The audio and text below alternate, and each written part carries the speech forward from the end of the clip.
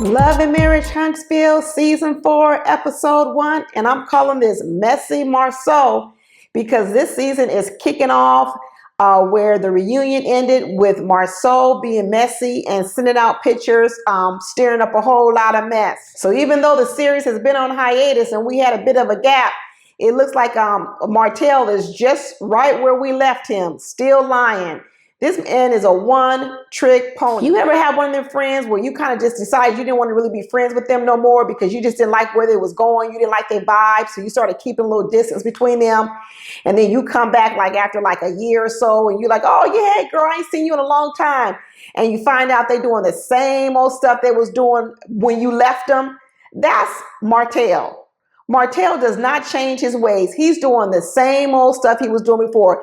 He's either lying or he's at the gym or he's lying at the gym. So he starts off right away talking about he's into self-care. And once again, he gets on his horn and starts talking about what Melody is doing to him.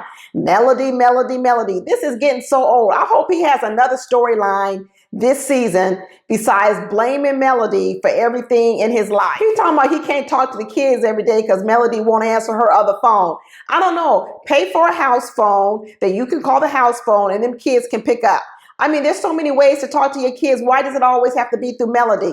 That's what I'm saying. He just makes up excuses. He decides he's going to meet up with Lou for a workout, and we know Lou ain't been working out. Lou, you don't work out. All them lunges you was doing, that's the first time you ever done them.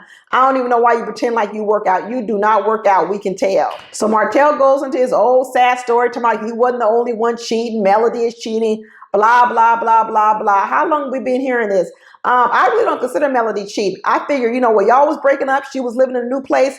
You was already off gallivanting with another woman. So, no, I released Melody from that. I don't call her a cheater. You were a cheater. But once again, you have to find a way to blame Melody for the stuff that you did. I'm so over it. So then they start talking about this thing, how Marsau, you know, basically released that picture at the end of last season. Hopefully all of you discovered that on the after season, where in the reunion, they asked Martell, had anyone been around Coleslaw?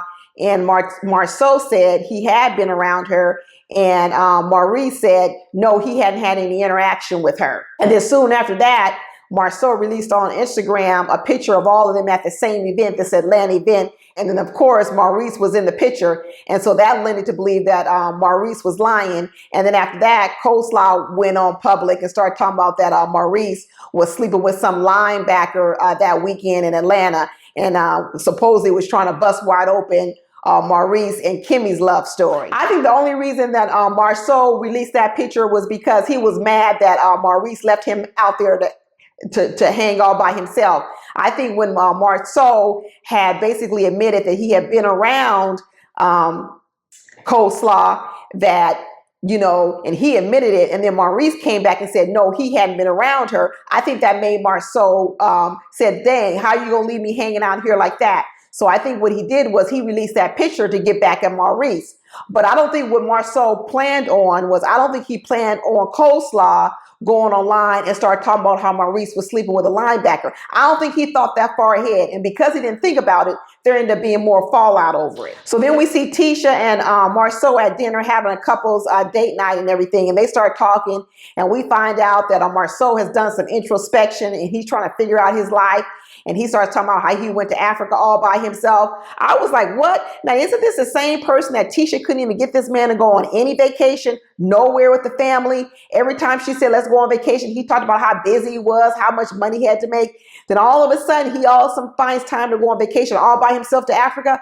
Oh, heck no. I would not be down for that. Absolutely not. Not after I've been trying to get you on go vacation all these years. And when you finally do go on vacation, you go all the way back to the motherland without me and without our kids. I don't know. I wouldn't be down with that either. But he decided he want to focus more on family and focus more on enjoying time. And I'm not mad. I'm out to discover it for myself. You know, for me nowadays, time is more important than money.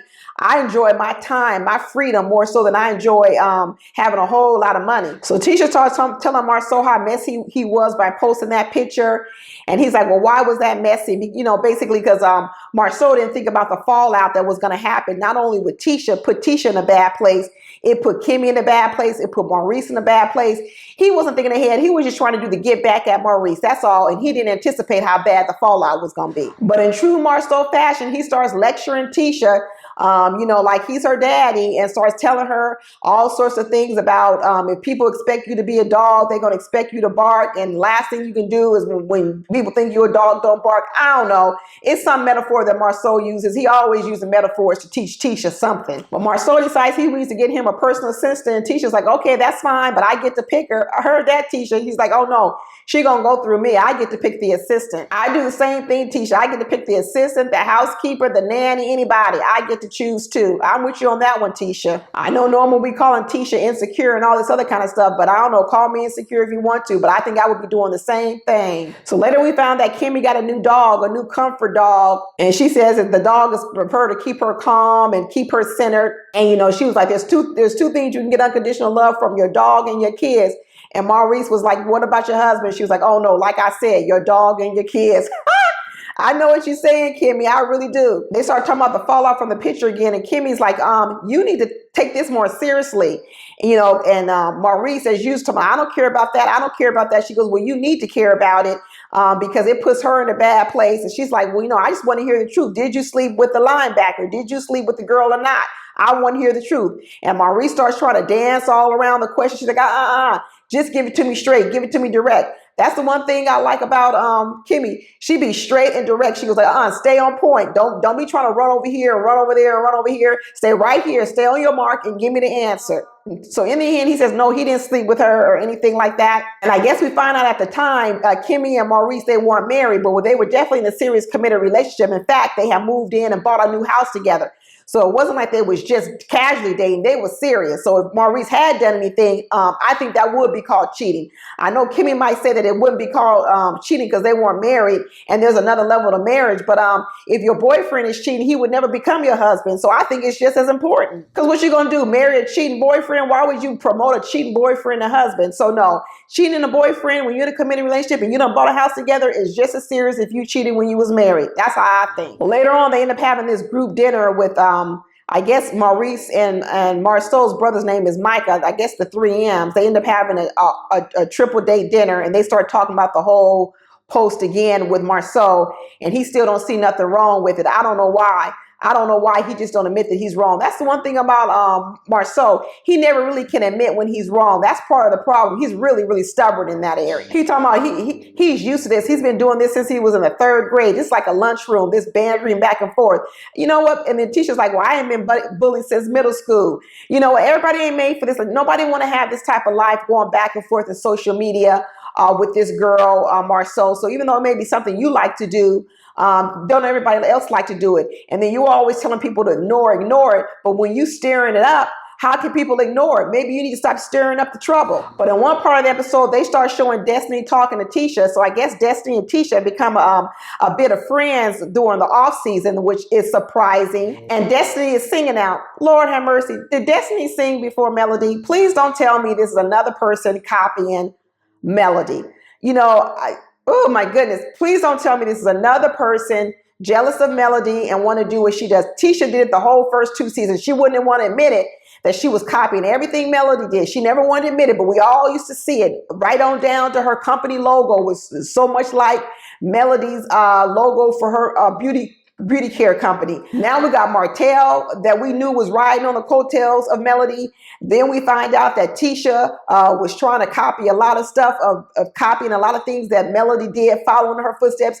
And now tell me you got Destiny 2 starting to sing. What's she about to release a record too? She gonna release a record about the heartache in her life and her divorce.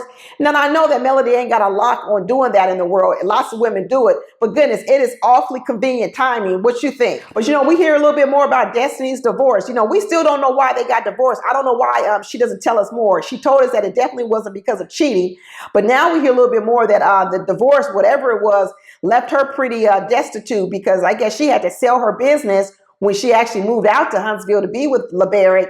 And then she said after the divorce, she basically was broke. She had to go on public assistance. She spent all her savings, her 401k. It was really sad to hear. But when you start to think about everything that she was trying to do, this is when I go back and I tell ladies, you know what? Everybody keeps telling women we can be super women and we can do all these things. Don't believe it. That shit will drive you crazy in your life. And you find out that what Destiny was trying to do was she was trying to move from another state. She got married. She had a baby. She's starting a business. That's 4 like major things in life. Let me tell you, believe what Michelle Obama says when she says women can't do all things at the same time. You might can do these things individually over a course of a life, but trying to do them all at one time, something ain't gonna work. Something's gonna fall apart. So the idea that Destiny tried to move to a new area, start a new show, start a new business, have a kid, and be married all at the same time, of course something's gonna fall apart. And it looks like her marriage was one of the casualties of it. I wish a lot of women would stop falling to that trap of trying to be this superwoman out here and trying to do so many things. It's the biggest load of bull crap that people have fed us and making you think that if you're not doing 5 or 6 things at once, you're somehow of a lesser woman. I hope a lot of women realize that is just not true and just stop trying to do that. So Destiny starts talking about how she don't really talk to male too much anymore. We saw them falling apart last year because Destiny be getting in all her feelings. I probably see how she and her husband broke up because let me tell you, she is a handful. She's very temperamental.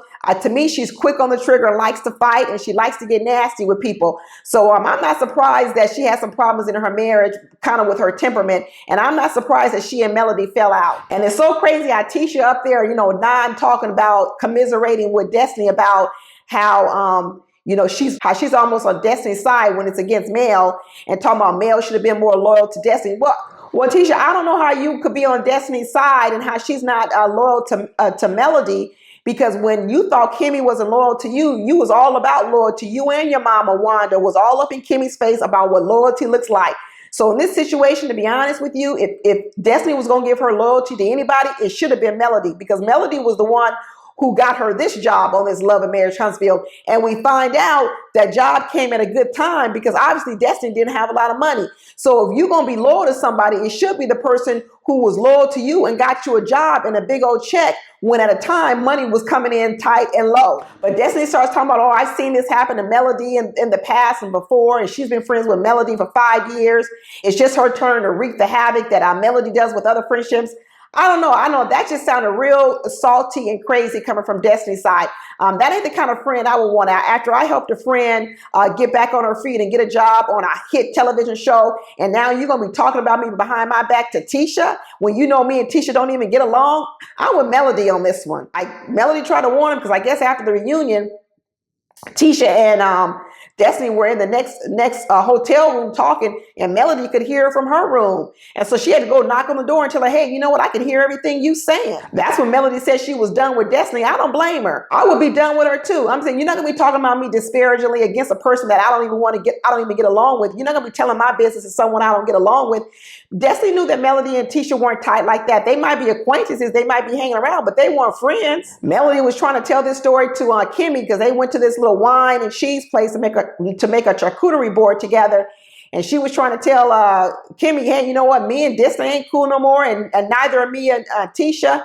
And Melody is going to have some slumber party and was telling her, you know what, just make sure you don't say nothing to them because they're not even going to be invited. And Kimmy was like, what, really? But Melody starts asking Kimmy, how do you feel about all the fallout from the text messages and everything like that? You know, and starts asking her about, well, what would you do if Maurice did cheat? I don't like that question. And of course she said, you know, she wouldn't stand for it, but what else is a woman going to say? Every woman's going to say that they're not going to stand for their man cheating. It's such a useless answer to ask women these days, that question, because what woman is going to say honestly up front to someone that, oh, if my man cheated, I would still stay with him?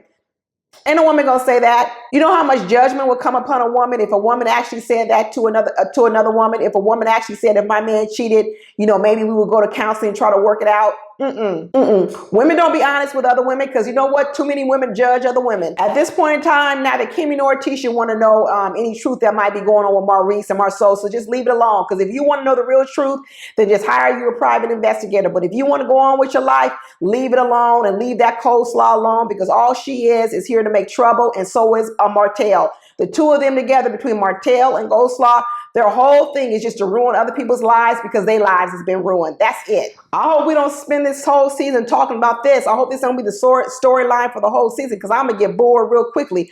I hope we're able to move on to something else. As long as Marcel don't have no other storyline behind his cheating ways, then we're going to be stuck here because all he's going to be talking about is trying to redeem his name, which is unredeemable. But that's it, y'all. This was a kickoff. I'm excited about the season. I hope you are too, and I hope you'll stick around for my other reviews. Talk to you later. Bye.